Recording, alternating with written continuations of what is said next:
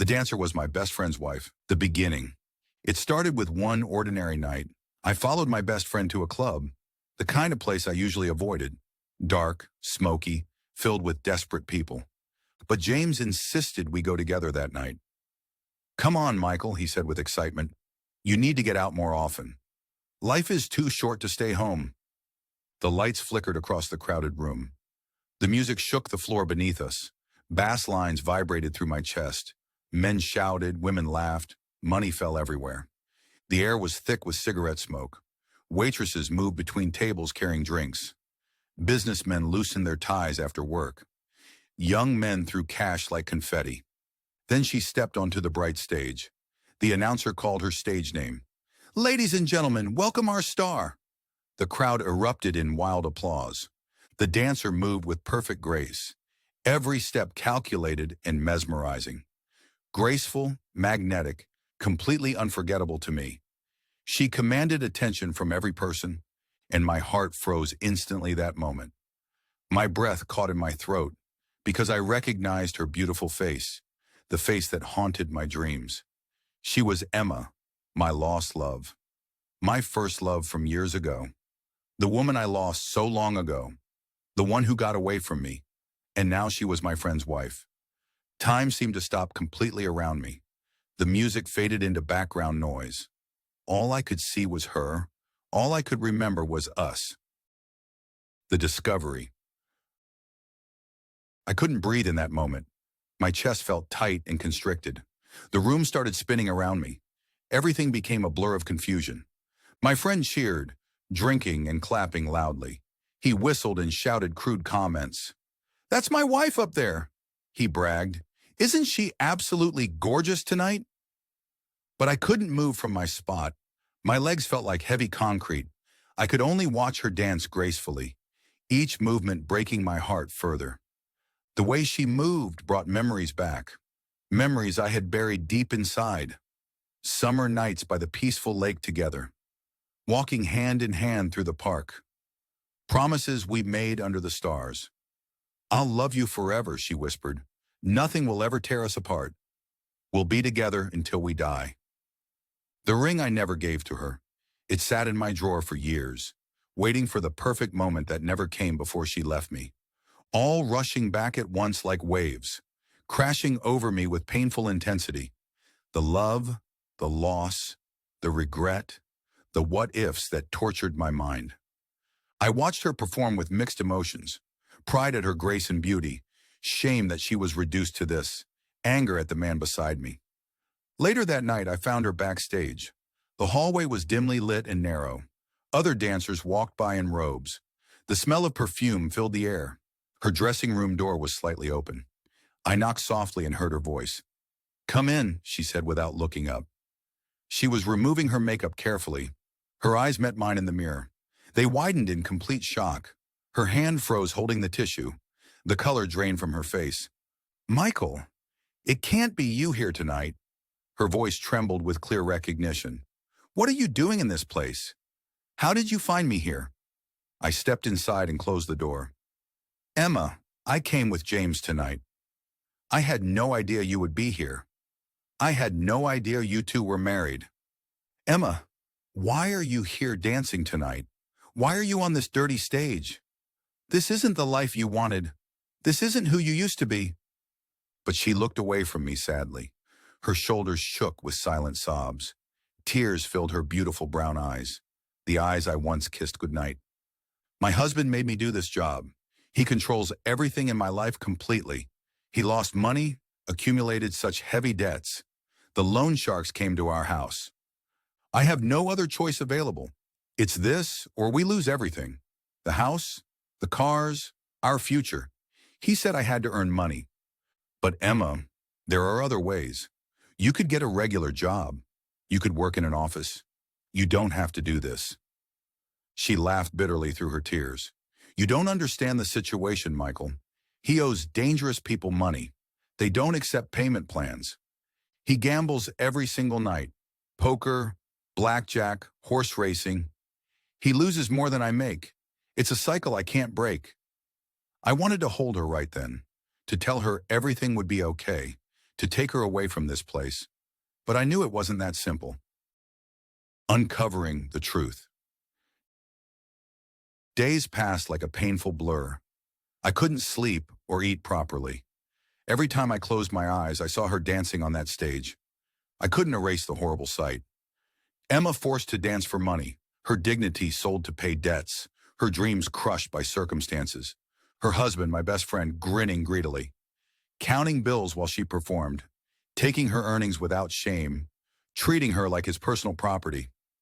I started watching him very closely, following him during his daily routine.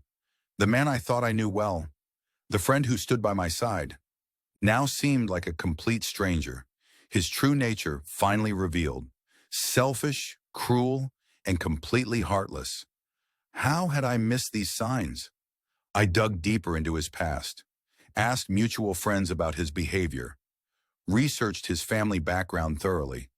What I found shocked me completely. I learned the shocking truth about him. His father was incredibly rich and powerful, owner of a successful business empire, worth hundreds of millions of dollars, but he cut him off completely. No more monthly allowances or gifts, no access to family bank accounts, no inheritance until he changed his ways. Why did the father do that? Because he married Emma against his wishes. The father despised her poor family background. She's just a gold digger, he said. He shut the doors forever on him. Change your wife or stay poor. I won't support this marriage. You made your choice. Live with it. So the son drowned in gambling debts. Without daddy's money to bail him out, he turned to dangerous loan sharks. The interest rates were astronomical, and Emma paid the terrible price. Her freedom sold, her dignity broken completely. All while he gambled more money away. The cycle continued getting worse daily. The irony cut deep into my heart. Emma, who deserved love and happiness, became a prisoner instead of wife, trapped in a nightmare of his making. While I, who loved her truly, watched from the dark shadows helplessly, unable to rescue the woman who still owned my heart completely. I began documenting everything I witnessed, taking photos of his gambling activities, recording conversations when I could, building evidence of his true character. I followed him to underground poker games, watched him lose thousands in minutes, saw him borrow from dangerous men who didn't accept excuses. I saw him come home empty-handed, demanding Emma work more hours, screaming at her for not earning enough, threatening violence if she refused. The friend I thought I knew was actually a monster in disguise. How many years had I been blind? How many signs had I ignored? The dying father. Then came the terrible illness suddenly.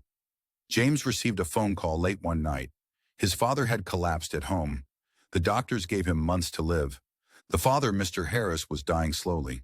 Cancer had spread throughout his body, his mind slipping, his memory fading away. But the will was still unsigned. This changed everything for James completely. Suddenly he became the devoted son, visiting the hospital every single day, bringing flowers and expensive gifts, a fortune worth millions of dollars, real estate, stocks, business investments, a family at war with itself, old grudges and bitter resentments, and Emma, trapped between loyalty and survival. James forced her to visit too. Convince him I've changed, he demanded. Make him believe I'm worthy now. I saw the pain consume her spirit. She hated lying to the old man, but she feared James's violent temper, the threats he made when angry. Every visit to the grand mansion revealed more cracks in the family. The old man rambled about the past, stories of betrayal and disappointment, sometimes coherent, sometimes lost completely in confusion. He would recognize Emma's kind face. "You're too good for my son," he'd whisper. "He doesn't deserve someone like you." Other times he thought she was someone else. "Margaret, is that you, my dear? I've missed you so much, darling. Why did you leave me alone?" James would get frustrated during these visits. "Focus, old man. Sign the papers. I need access to the accounts. The doctors say you don't have long." But the father's lawyer was smart. He insisted on mental competency tests. "We can't have the will challenged later. Everything must be done properly. One night she whispered to me desperately. We met at a coffee shop downtown. Michael, I can't endure this life anymore. The pressure is driving me insane. He threatens me every single day. Says if I don't convince his father, he'll make me work harder nights, more clubs, more degrading performances. If I disobey him, he'll kill me. I've seen what he does when angry. He threw a plate at my head, left bruises on my arms. Her hands shook as she held mine. I could feel her desperation clearly. The love we once buried deep rose again like a phoenix. But I knew danger was very near. James was becoming more unstable daily. The pressure of his father's illness was making him increasingly violent, because secrets were hidden everywhere around us. Family secrets that went back decades. Money that had been stolen quietly. A brother who had disappeared mysteriously. The terrible truth.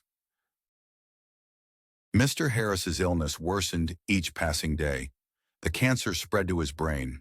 Sometimes he was perfectly lucid, other times completely lost in confusion. He sometimes recognized Emma's kind face. You remind me of someone special, someone I loved very much once, someone who deserved better than this family. Other times he called her a stranger. Who is this woman in my house? Why is she here with my son? I don't want her near me. But one night his voice broke completely. Emma was sitting by his bedside. James had stepped out for coffee.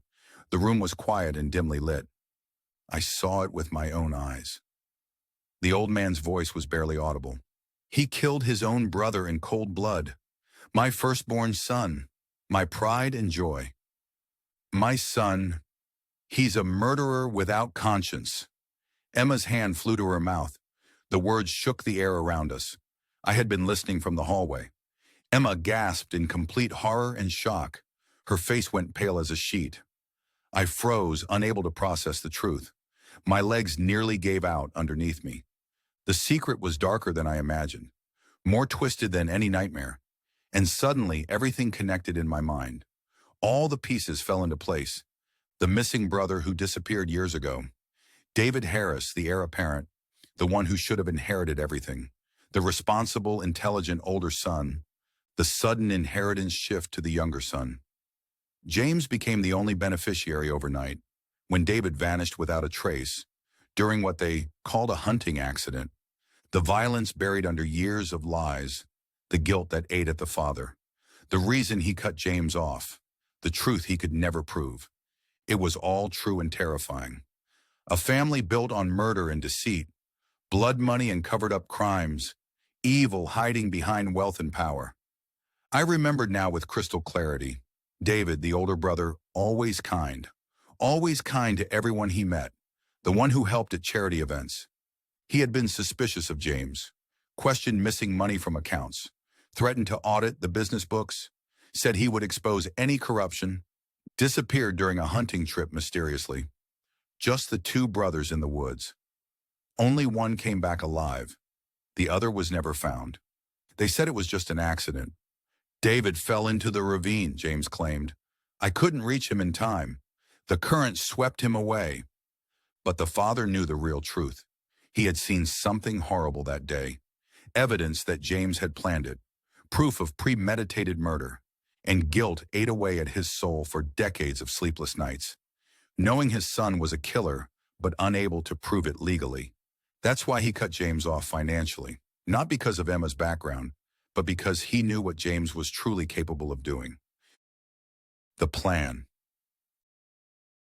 I warned Emma about the danger. We met in secret the next day. He killed his own brother, Emma.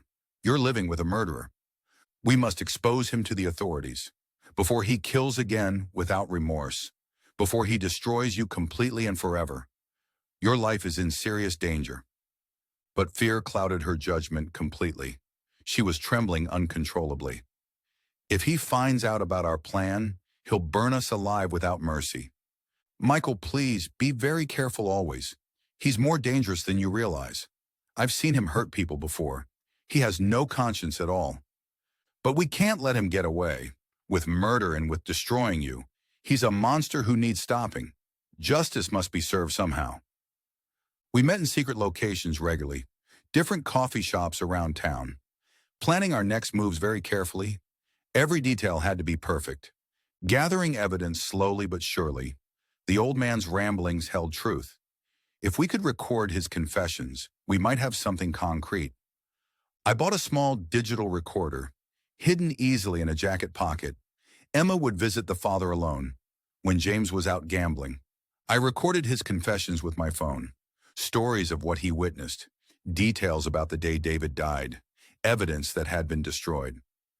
Emma found old documents in the study, bank statements showing suspicious transfers, letters that proved the brothers' suspicions about the illegal business dealings. David had been investigating for months, following paper trails and money movements. Money had been stolen from accounts. Bank accounts had been emptied completely. Insurance policies that were changed quietly. Beneficiaries switched without David's knowledge. And David threatened to expose everything, to turn his brother over to police. So he had to die that day, pushed into the ravine below. His body never recovered from water, the perfect unsolvable crime. We also discovered James's current debts. The gambling losses were staggering. He owed money to dangerous people, people who would kill for less. His desperation was growing daily. The father's inheritance was his only hope. Without it, he would lose everything, including his life to loan sharks. This made him even more dangerous. A cornered animal fights hardest. He would kill anyone who threatened his path to the family fortune.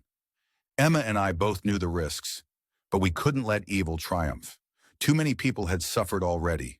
It was time for truth and justice. The explosion. Yet destiny moved faster than expected. The father's condition deteriorated rapidly.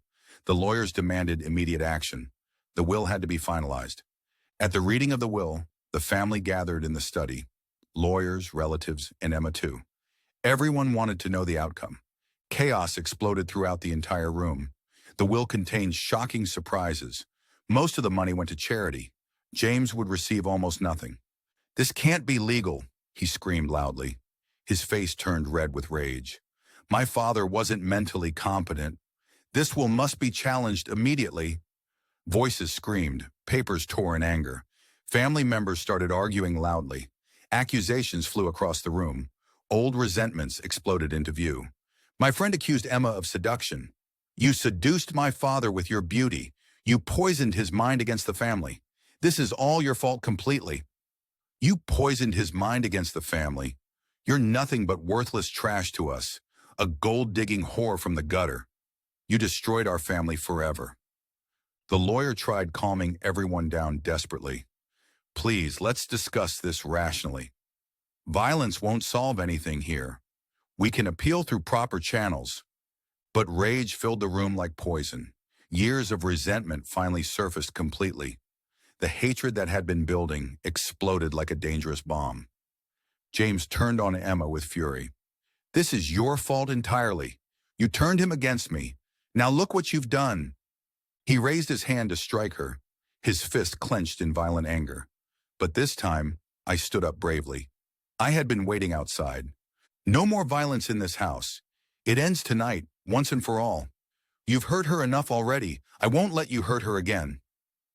I couldn't watch him hurt her anymore. The woman I loved truly and deeply deserved protection, not more cruel abuse. My heart couldn't take it anymore. "Who the hell are you?" he snarled. "This is family business only. Get out before I throw you out. This has nothing to do with you. It has everything to do with me. I know what you did to David. I know you're a murderer, and I have proof of everything." His face went white as snow. Fear replaced anger in his eyes. "You don't know what you're talking about. David died in an accident years ago. Your father told us the truth. We recorded every single word. You killed your brother for money, and now justice will be served." The confrontation. The fight erupted with terrible violence.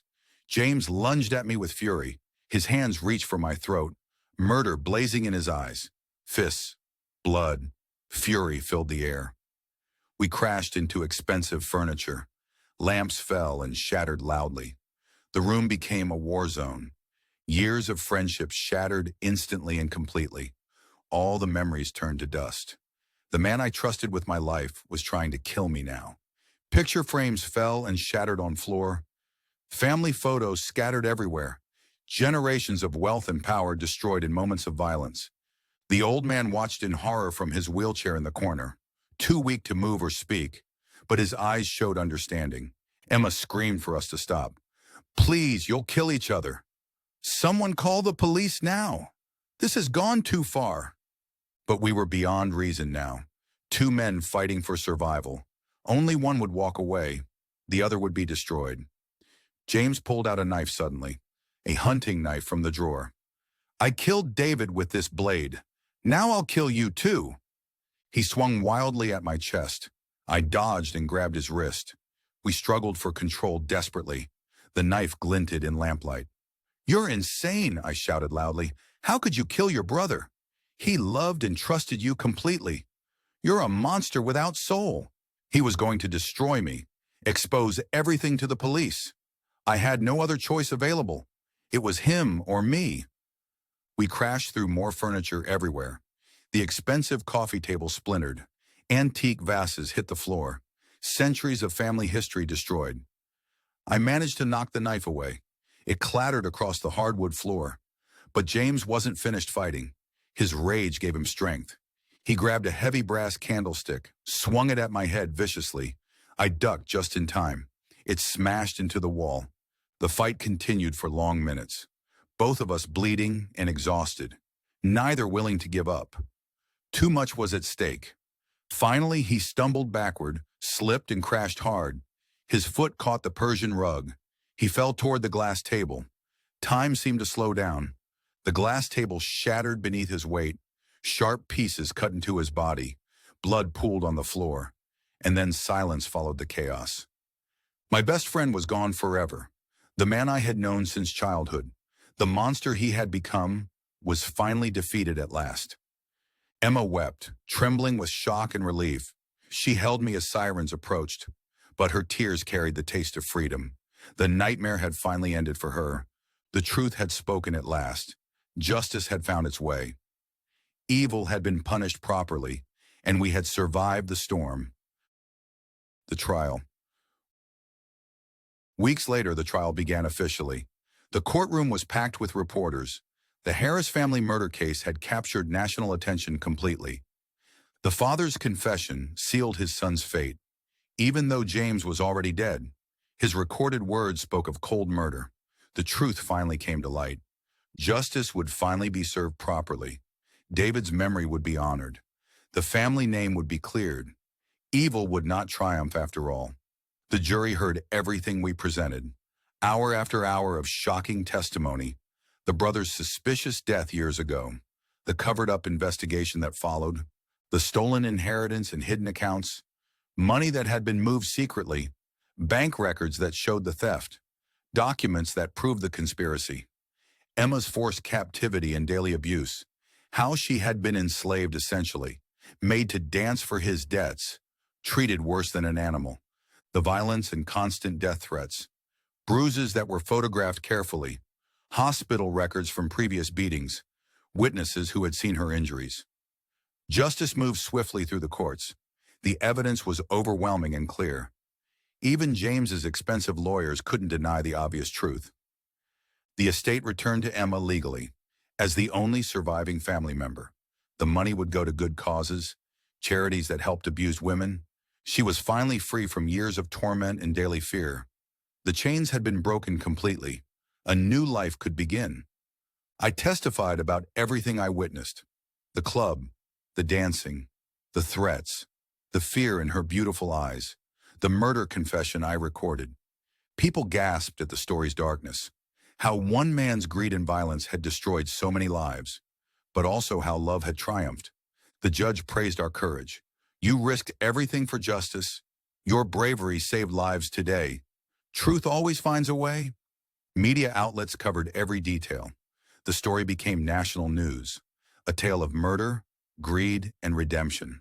Love conquering evil in the end. A new beginning. And me? What happened to me? I stayed beside her through it all. During the trial and recovery, through the nightmares and healing. We rebuilt our lives slowly and carefully, taking time to process the trauma, learning to trust and love again. No longer hiding in dark shadows, the mansion became ours to share. We turned it into something positive, a place of healing and hope, not death and family secrets. We turned the club into something better, a community center for helping others, helping other women escape similar situations, providing shelter and job training programs. Emma started a foundation for abuse victims, using her experience to help others, speaking at conferences and events, turning her pain into purpose. I left my old job behind, started working with the foundation, using my business skills for good, making a difference in people's lives. One evening, Emma whispered to me softly. We were sitting by the lake, the same lake from our youth, where we had made promises long ago. Do you regret it, Michael? Everything that happened with James, knowing I was his wife first, the violence in the trial? I held her hand gently and lovingly, the same hands I had dreamed about, for years after she left me, now finally mine to hold. No, never for a single moment, because love never dies, Emma. It only waits for the right time, and now, it is ours again. We've been through hell together, but we survived and grew stronger. The past can't hurt us anymore. We have the rest of our lives. She smiled through happy tears, the first genuine smile I'd seen since finding her in that club. Beautiful and free at last. We were married the following spring, a small ceremony by the lake. Just close friends and family. No reporters or cameras allowed. Starting fresh with honest love, built on truth and trust. No secrets between us ever, just hope for the future. The conclusion. Thus the story ends with hope, with betrayal, loss, and final redemption. A dancer on a stage of lies, a secret buried in innocent blood, and two souls torn apart by fate, finally free to love again completely. The past could no longer hurt us. We had faced the darkness and won. Because sometimes the darkest nights lead to the brightest dawn possible. When evil seems to triumph temporarily, good finds a way to shine through. Love found its way back to us, stronger than before we were separated, tempered by suffering and sacrifice, pure and unbreakable now forever. Justice served its purpose in the end.